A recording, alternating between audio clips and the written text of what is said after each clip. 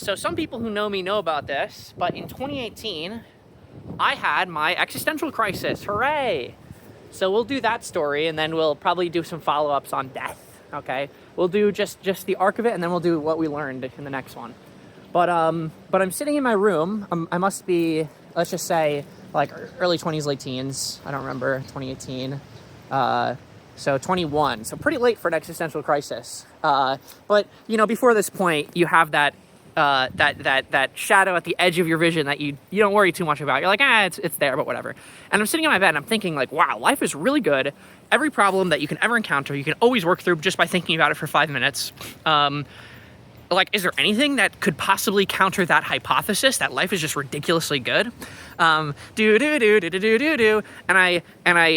walk over. I'm like, oh yeah, it's death. That would be like the one. Let me think about death for 5 minutes, okay? And I focus on it. And I focus on it. And I descend. I'm like, oh wait, this is actually fucked. Like, wait a second, this is actually super fucked.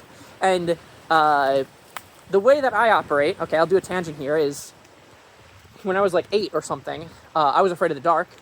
And I thought about it for 5 minutes, which is the solution to every problem that you've ever had in your life. And I was like, oh, wait, this is stupid. What I'll do is I'll just sit in the basement where it's dark until I'm not afraid anymore. And I went down to my spider basement in Jersey. And I sat there for like 30 minutes in the dark.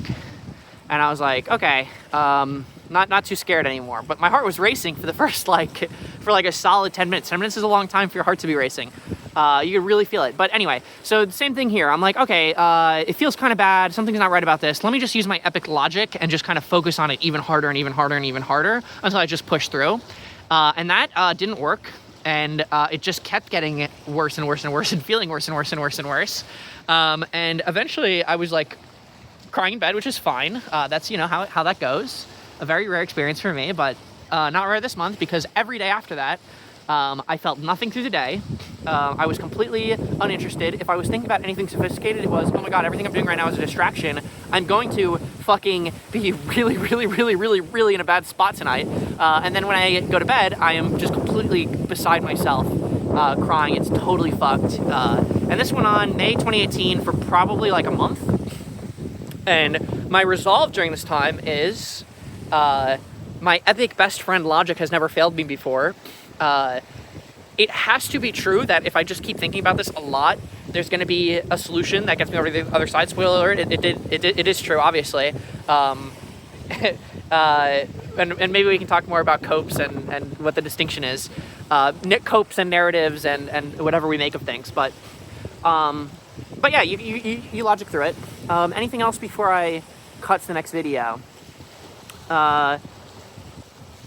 I guess I'll just cut it there. And I used my epic logic brain. I thought about it. In the next video, I'll just cut specifically to my thoughts on death and the arguments I used to get myself out of the hole. I don't want to make these 10-minute videos anymore. I'll just keep it at 3 minutes.